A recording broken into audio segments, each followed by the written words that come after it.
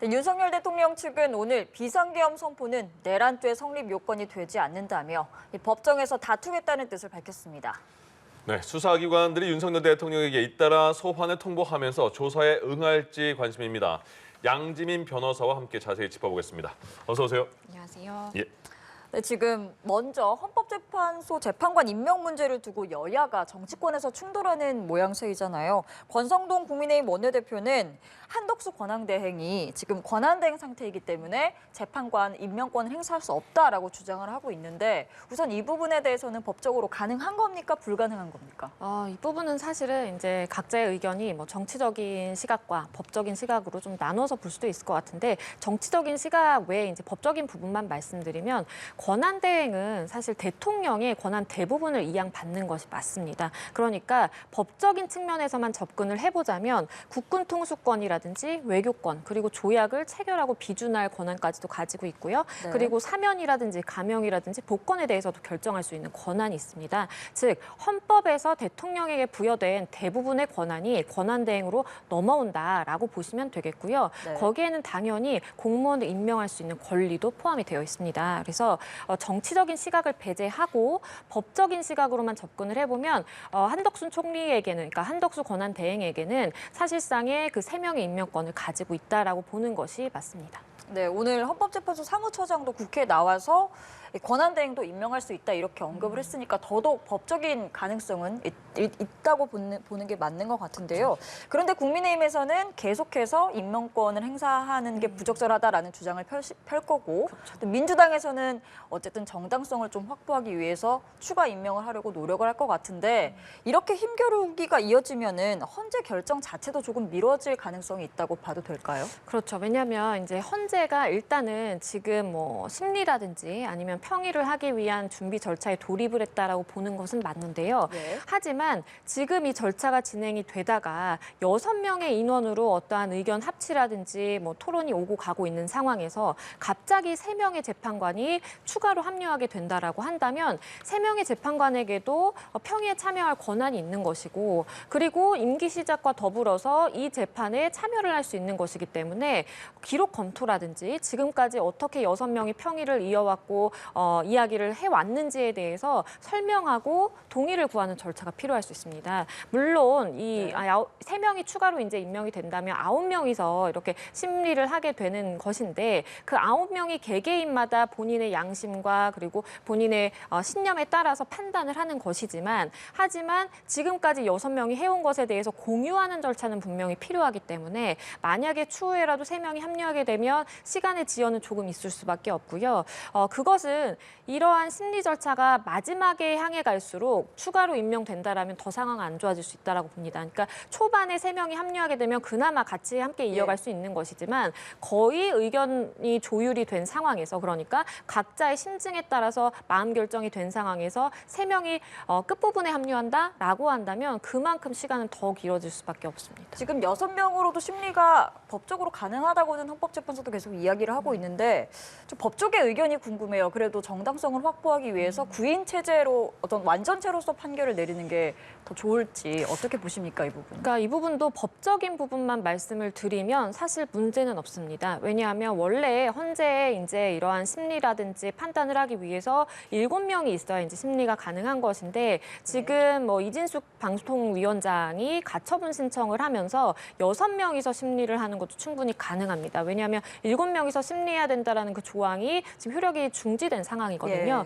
그래서 6명이서는 이제 가능한데 법적으로는 그런데 말씀해 주신 것처럼 검사라든지 아니면 뭐 어떤 공무원이라든지 그게 아니라 이제 대통령에 대해서의 탄핵이기 때문에 우리가 헌재의 취지대로 그러니까 헌재가 9명이라는 재판관을 두고 있는 취지가 분명히 있는 것이고 그것에 맞춰서 6인 이상의 찬성, 6인 이상의 인용 결정이 있어야만 사실 인용이 되는 것인데 그러한 법의 원래 취지를 생각한다면 대통령의 탄핵이라는 것에 있어서는 그래도 원리 원칙대로 가는 것이 맞지 않겠느냐라는 의견도 존재하는 것이고요. 하지만 법적으로는 만약에 6명이서 쭉 이어가서 6명이서 만약에 만장일치라든지 아니면 6명이서 뭐 4명, 2명 이렇게 갈라져서 결정을 한다라든지 그 결론에는 어떻게 되든지 간에 절차에는 사실 문제는 없는 것입니다. 네. 윤석열 대통령 변호인단을 구성했고 오늘 입장이 나왔네요. 변호인단 입장이 나왔는데 윤 대통령이 법정에서 당당하게 소신껏 입장을 피력할 거다 이렇게 말을 했습니다. 보통 그럼 여기 탄핵 심판이나 헌법재판소 법정에서는 당사자가 직접 이렇게 입장을 피력하는 게 일반적인가요? 아니면 이례적인 상황인가요? 일단 당사자가 의견을 피력할 수는 있습니다. 예. 그런데 대부분은 이제 변호인, 그러니까 변호사를 선임을 해서 변호인을 통해서 이러한 절차를 진행하는 것인데 윤석열 대통령의 경우에는 본인이 어쨌든 변호사 자격이 있는 신분인 것이고 본인도 적극적으로 내가 여기서 참여를 해서 본인의 그러한 통치행위의 정당성에 대해서 내가 이야기를 하겠다라고 밝히고 있는 상황이에요. 그렇기 예. 때문에 일단은 본인도 이렇게 입장 표명을 하지만 변호인단을 지금 추가로 구성을 하고 있기 때문에 함께 아마 적극적으로 참여하게 될 것으로 보이고요. 적극적으로 참여한다라는 것은 단순히 서면만 제출하는 것이 아니라 실제 헌재의 심리에 물리적으로 참석을 하는 그런 가능성도 지금 점쳐지고 있기 때문에 예. 일단은 뭐 본인의 방어권이라든지 권리 행사 측면에서는 뭐 누구에게나 보장되는 것이기 때문에 가능하지만 뭐 일반적으로는 사실상 변호인을 통해서 이렇게 의견 표명을 하는 것이 일반적입니다. 그럼 그 헌재가 윤 대통령의 탄핵 심판 변론은 생중계하지 않을 방침이다 이렇게 말했는데 이게 예전 박근혜 전 대통령 상황 보면 선고는 저희가 다 TV로 봤잖아요. 그렇죠. 그럼 이거 선고는 뭐 공개하되 직접 변론하는 그 내용을 공개 안 한다는 거예요? 어떤 거예요? 일단 변론 자체 그 과정, 그러니까 사실 뭐 변론하는 기일이 여러 번 잡힐 거예요. 예. 그 기일 과정 하나하나를 다 이제 생중계하지 않겠다라는 것으로 보이고요. 선고 역시도 추후에 만약에 필요하다면 생중계를 할 수도 있겠지만 예. 하지만 녹화 형태로 사실 제공될 가능성도 있습니다. 아. 그렇기 때문에 재판부에서 일단은 판단을 할 것이고 이 부분에 대해서도 사실상 질의가 있었는데 예. 일단 헌재에서 밝힌 것도 우리가 지금 그 부분에 대해서도 논의 중이지만 원칙은 생중계를 하지 않는 것이 원칙이다라는 입장을 밝혔습니다. 예. 또 이 변호인단에서 또 밝힌 게 세 갈래로 나눠서 대응을 할 것이다. 이게 무슨 말이냐면 뭐 수사 대응을 하고 탄핵 심판 대응은 따로 하고 또 재판 대응을 따로 하겠다 이런 거예요. 굉장히 복잡하네요, 사안이 지금. 그렇죠. 왜냐하면 윤석열 대통령의 경우에는 지금 두 갈래로 이제 재판을 받아야 되는 상황이 되는 것입니다. 일단 뭐 헌재의 판단을 받아야 되는, 그러니까 본인이 대통령직에서 탄핵을 당하느냐 아니냐의 이제 기로에 있는 하나의 트랙이 있는 것이고요. 그리고 또 하나는 내란죄에 지금 우두머리에 혐의를 받고 있는 것이기 때문에 내란죄 혐의에 대해서 아직은 이제 뭐 기소가 된 단계가 아니니까 수사기관에 출석을 해서 그 부분을 이제 적극적으로 다퉈야 되는 그것이 하나 있는 것이고요. 만약에 이제 이것이 기소가 돼서 재판 단계로 넘어간다라고 한다면 거기서 사실상 이제 법원에서 다투는 단계가 남아 있는 것입니다. 그래서 일단은 지금 뭐 김홍일 전 방통위원장을 주축으로 해서 그러니까 변호인단의 대표가 돼서 변호인단을 꾸리고 있다라고 지금 전해지고 있고요. 변호인단 역시도 사실 헌재의 대응과 형사 사건의 이제 수사 대응은 굉장히 많이 다르거든요. 그렇기 때문에 네. 아마도 변호인단도 각각 선임이 돼서 대응하게 될 것으로 보입니다. 그 변호사비는 그럼 개인으로 나가는 겁니까 지금? 이게? 당연히 개인으로 지급을 해야 되는 것이고요. 만약에 여기에 어떠한 뭐 공적인 자금이 투입된다라든지 그 자체로서 사실은 뭐 직권 남용이라든지 아니면 우리가 흔히 이제 회사 돈을 떼다가 이러한 변호사비를 납부를 했을 때 그때에는 뭐 횡령이나 배임이 문제가 될 수 있기 때문에 당연히 개인의 사비로 하는 것이 원칙입니다. 알겠습니다. 지금 또 헌재가 윤 대통령 측에 탄핵 심판과 관련된 자료를 보냈는데 윤 대통령 측에서 이걸 받았다라는 확인을 안 해주고 있다고 해요. 우선은 뭐 여러 가지 이유가 있을 것 같은데 어떤 이유 때문에 이런 확인을 안 해주는 거라고 보시나요? 일단은 지금 좀 시간이 필요하다라는 전략일 수도 있겠습니다.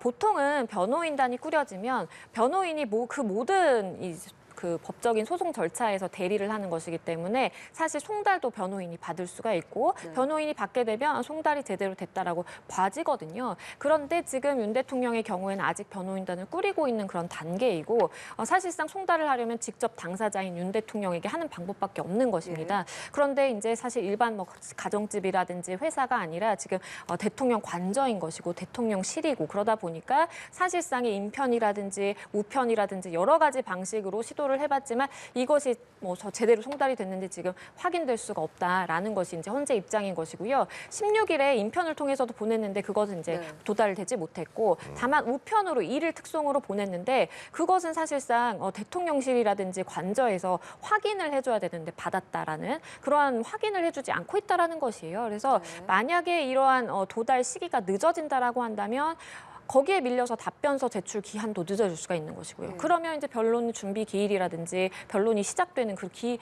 자체도 사실상 늦어질 수가 있습니다. 네. 늦어질 수밖에 없는 상황이 이제 생겨나는 건데 또 한 가지 궁금한 점은 형사 재판의 경우에는 뭐 피고인이 어떤 재판 절차에 적극 참여하지 않는다거나 그럴 경우에는 조금 불이익이 생길 수도 있는 거잖아요. 탄핵 심판의 경우에도 이 첫 단추부터 이런 상황인데 혹시 좀 영향을 줄 수 있을까요? 근데 탄핵 심판은 이제 형사적 절차와 조금 분리해서 봐야 되는 측면이 있습니다. 예. 왜냐하면요, 앞서 말씀드린 것처럼 지금은 이제 초기 단계이기 때문에 변호인단을 꾸리는 그러한 과정이지만 일단 변호인이 선임이 되고 변호인이 된다면 사실상 윤 대통령에게 뭐 송달하거나 윤 대통령과 소통을 할 필요는 없어지는 것이고요. 예. 법원에서 변호사 사무실로 바로 송달합니다. 그럼 변호사 사무실에서는 그러한 우편이라든지 등기에 대해서 안 받을 수가 없는 것이고 당연히 이제 송달이 돼요. 그렇기 때문에 지금은 초기 단계이니까 조금 이런 시간적인 지연이라든지 이제 절차를 거치는 게 시간이 좀 걸리지만 하지만 변호인단이 이제 제대로 정식으로 선임이 된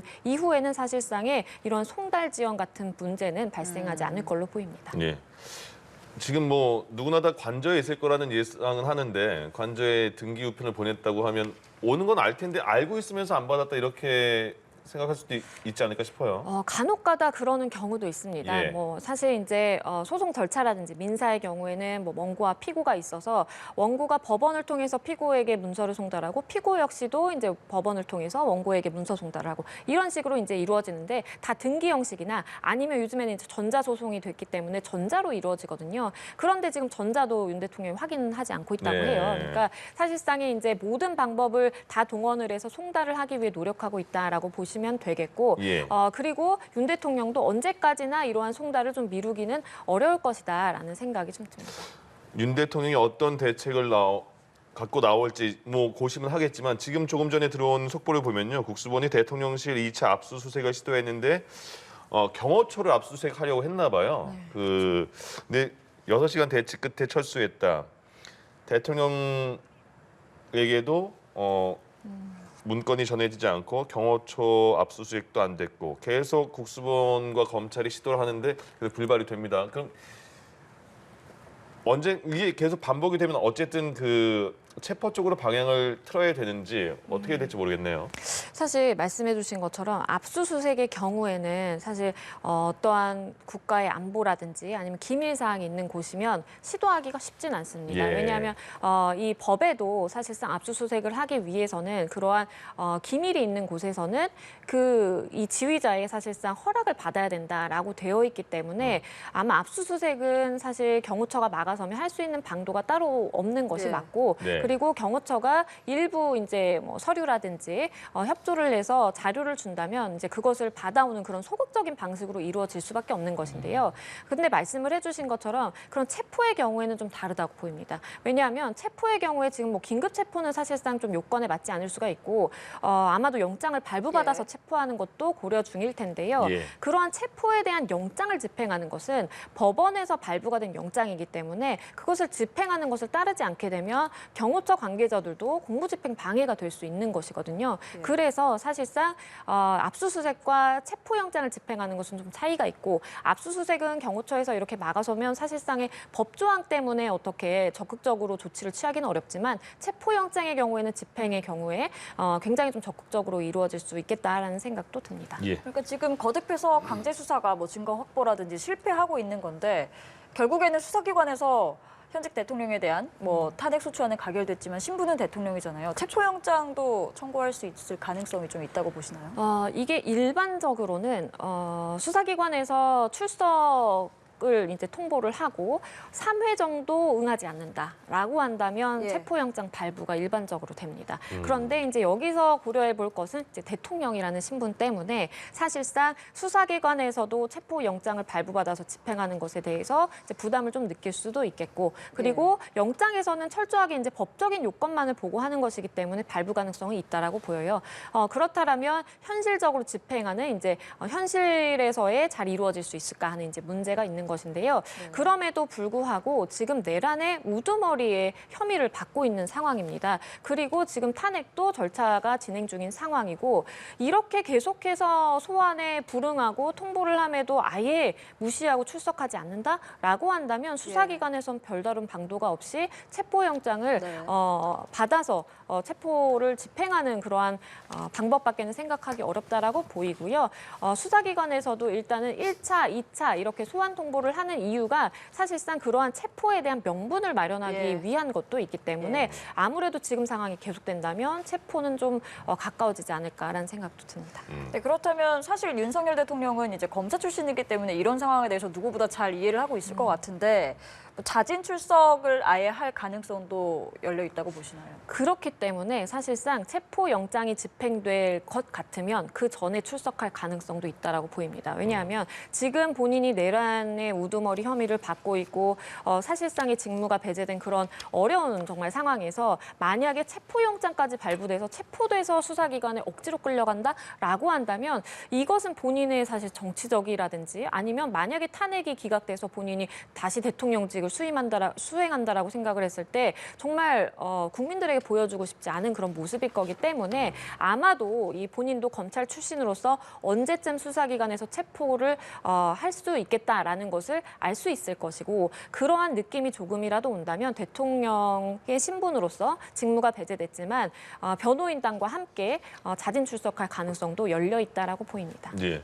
조금 전에 들어온 속보가 경호처 압수수색을 했는데 6시간 대체 그때 철수했다는 거예요. 그 이유가 공조본이 조조 경찰청장에 대해서 대통령 지시사항이 담긴 A4 용지 받았는데 이게 말도 안 돼서 화가 나서 집에 와서 와이프 번호한테 찢어버렸다는 거잖아요. 예, 그 비화폰 통신 내역을 좀 확인하려고 한 것 같은데 압수수색이 안 되고 대통령실에서는 압수수색 협조 여부를 검토해서 알려주겠다 이렇게 말을 했습니다. 이게 비화폰이니까 비화폰이 녹음도 안 되고 다 그런가 보죠. 그래서 그렇죠. 이게 없으면 증거 확보가 안 되나 보죠. 그렇죠. 지금 단계에서 비화폰의 서버를 압수수색해서 유의미한 자료를 수집하는 건 굉장히 중요합니다. 예. 왜냐하면 말씀 주신 것처럼 비화폰 자체는요, 녹취 기능도 안 되고 누구랑 통화했는지도 기록이 이 전화기 자체는 남지가 않아요. 그리고 당연히 뭐 도감청도 안 되는 것이고 이것이 다 암호화되어 있기 때문에 사실상 그 서버를 확보하는 것이 중요하거든요. 서버를 확보한다면 누구와 몇 시 몇 분에 어떻게 통화를 했고, 물론 내용이 남는 것은 아니지만 시점별로 나눠볼 수가 있기 때문에 사실상 윤 대통령이 계엄 당시에, 그러니까 계엄 선포를 하기 직전과 직후, 그리고 그 선포를 하는 그 당시 시점에서 누구와 어떻게 통화를 했는지가 그 서버에 다 담겨 있는 것입니다. 그런다라면 지금 알려지지 않고 있는 혹시나 비화폰으로 통화했을 다른 사람도 수사의 대상이 될 수도 있는 것이고, 그리고 지금 본인들이 뭐 전 사령관들이라든지 아니면 전 장관이라든지 수사에 일부 협조를 하지만 사실상 사실과 다른 말로 번복을 하는 경우도 있었는데, 그것이 시간 단위로 쪼개져서 통화 이후에 어떤 작전이 이루어졌고 통화 이후에 군이 어떻게 움직였고 이런 것들을 비교하면 수사에 굉장히 큰 힘이 될 수가 있거든요. 그렇기 때문에 사실상 물론 뭐 기밀도 여러 담겨 있기 때문에 지휘자의 허락을 받아야 하는 그러한 좀 한계가 있기는 하지만 반드시 그 비화폰의 이제 서버 관련해서는 압수가 되어야만 수사에 탄력이 붙을 수 있다라고 봅니다. 네, 그리고 오늘 나온 소식이 이제 박안수 육군 참모총장 계엄사령관 역할을 맡았던 육군 참모총장이 구속이 됐고 사실 이 사건 수사와 관련해서 주요 군 간부들의 구속영장이 기각되는 경우는 한 번도 지금까지는 없었거든요. 이런 상황 어떻게 해석할 수 있을까요? 일단은 뭐 수사기관의 칼끝이 윤석열 대통령을 향하고 있다라고 볼 수밖에 없겠고요. 지금 수사기관 입장에서도 사실 일반적인 수사 기법입니다. 어떠한 지휘자가 있고 그 아래 단계의 사람들이 있다면 사실 그 지휘자를 잡는 것이 어렵다라고 하는 경우에는 아래서부터 쭉 이제 훑고 가면서 유의미한 진술들을 확보하고 이 사람들의 인신 구속을 다 이제 이루어내면서 사실상의 정점이라고 볼 수 있는 뭐 윤석열 대통령을 향해서 그렇다라고 한다면 증거가 충분하면 윤석열 대통령에 대한 인식 구속도 쉬워지는 것이고 그리고 수사도 훨씬 수월하게 되는 것이거든요. 그렇기 때문에 이렇게 여러 뭐 전 사령관들이라든지 뭐 김용현 전 장관이라든지 다 구속이 되어 있는 상황이고 뭐 수사에 지금은 협조하지 않더라도 추후에 어쩔 수 없이 협조하게 되는 단계가 올 것이라고 보입니다. 그렇게 된다면 사실상 윤석열 대통령도 인신 구속이라든지 여러 가지 수사에 대해서 네. 안전하지 못하다라고 보입니다. 네. 전 현직 정보사령관을 그러니까 어쨌든 잡았는데 현직 정보사령관은 풀어줬습니다. 검찰이 승인을 안 해줬잖아요. 그렇죠. 근데 그 전직 정보사령관이 지금 그 논란이 되고 있는 게 노상원 전 정보사령관이 김용현 전 국방장관과 굉장히 친분이 있다 해서 계엄 문건을 작성한 거 아니냐 이런 얘기가 나오는데 이게 과연 가능할 것인가 그게 궁금해요. 그냥 일반인이잖아요. 지금 그렇죠. 그 입장은요? 지금 말씀 주신 사람이 이제 노상원 전 정보사령관인데요. 지금 언론 보도에 따르면 이 노 전 정보사령관과 문상호 전 사령관 역시 이제 모 대령과 함께 계엄 전에 만나서 11월 중순경도부터 만나서 사실상의 계엄에 네. 대한 이제 계획이라든지 모의를 했다라는 것이 지금 야당에서 제기하고 있는 이야기입니다. 그래서 만약에 이것이 사실이라고 한다면 사실상의 군 간부가 민간인 신분, 그러니까 아무리 뭐 군에 몸담았다라고 하더라도 민간인 신분인 사람으로부터 명령을 받아서 이것을 수행했다라는 것밖에 안 되거든요. 네. 그것은 사실 돌려서 해석을 한다면 군 기강이 사실상 이렇게 무너져 있나라는 생각도 좀 들고요. 더불어서 이 노 전 사령관의 경우에 만약에 그러한 계엄령을 선포하는 데 있어서의 핵심적인 역할을 했다라고 만약에 지시가 된다라고 한다면 네. 비록 민간인 신분이지만 많이들 지금 들어보셨을 중요임무 종사자로 볼 여지도 있거든요. 대부분 지금 중요임무 종사자로 지목되는 사람들은 군간부입니다. 그런데 이 사람이 그렇게 핵심적인 역할을 했고 포고령 작성에도 개입을 했다라고 한다면 비록 민간인 신분이지만 그래도 중요임무 종사자로 볼 여지도 있겠다라는 우두머리 생각도 다음이라는 거죠. 그렇습니다. 우두머리 다음으로 중요임무 종사자가 있고 우두머리는 이제 내란죄 그 형법상에 따르면 뭐 사형 또는 무기징역, 무기금고가 규정이 되어 있지만 중요임무 종사자의 경우에는 사형, 무기 또는 5년 이상으로 규정이 되어 있습니다. 예. 네, 그리고 이 김용현 전 국방부 장관 가장 먼저 구속된 인물인데 오늘 검찰이 구속 기간을 좀 연장을 했습니다. 그 최근에 김 전 장관 측에서 좀 조사를 거부했던 일도 있었고 이런 게 좀 구속기간 연장에도 영향을 미쳤는지 궁금하고 또 앞으로 김 전 장관을 통해서 어떤 부분을 좀 규명하려고 하는 거라고 볼 수 있을까요? 물론 앞서 설명드린 것처럼 우두머리가 있고 그리고 중요임무 종사자가 있는데 중요임무 종사자들 중에서도 사실은 가담의 정도를 나눠볼 수는 있습니다. 그래서 그 중요임무 종사자라고 하더라도 법원에서 가담 정도에 따라서 아마 선고할 때는 형량이 좀 달라질 수가 있겠고요. 그런데 지금 언급해 주신 김용현 전 장관의 경우에는 대통령의 정말 최측근에서 이 계엄 선포를 둘러싸고 처음부터 끝까지 모든 절차에 관여했다라고 봐도 무방합니다. 예. 그렇기 때문에 사실상 김용현 전 장관의 입에서 나오는 이야기가 굉장히 중요하고요. 하지만 아직까지는 뭐 대통령의 입장에 서서 그러니까 본인이 유의미한 그러한 이야기는 내놓지 않고 있는 것으로 보여요. 그리고 네. 말씀해 주신 것처럼 지금 이제 수감이 되어 있는 상황이지만 강제로 연행을 해올까라고 수사기관이 생각을 할 정도로 비협조적인 상황이거든요. 예. 아마도 본인도 지금 워낙 많은 사람들이 뭐 구속이 되고 아니면 뭐 체포가 됐다 풀려나기도 하고 정말 혼란스러운 상황 속에서 아직은 좀 시간이 필요하다, 입장 정리가 필요하다라고 생각을 할지 모르겠지만 결국에는 시간이 흐르다 보면요. 다 진술로 나오게 되고 결국에는 압수수색을 통해서 유의미한 증거 확보가 된다면 본인도 어쩔 수 없이 입을 열 수밖에 없겠고 사실 수감이 되어 있다라고 하더라도 만약에 이제 소환 통보에 응하지 않고 수사에 협조하지 않는다라고 한다면 강제로 인신 구속을 해와서 그러니까 강제로 연행을 해오는 것도 가능하거든요. 그렇기 때문에 그 부분까지도 수사기관은 아마 가능성을 열고 있지 않을까 싶습니다. 네, 알겠습니다. 양지민 변호사와 함께 12.3 사태에 대해서 아주 자세하게 들어봤습니다. 고맙습니다. 감사합니다.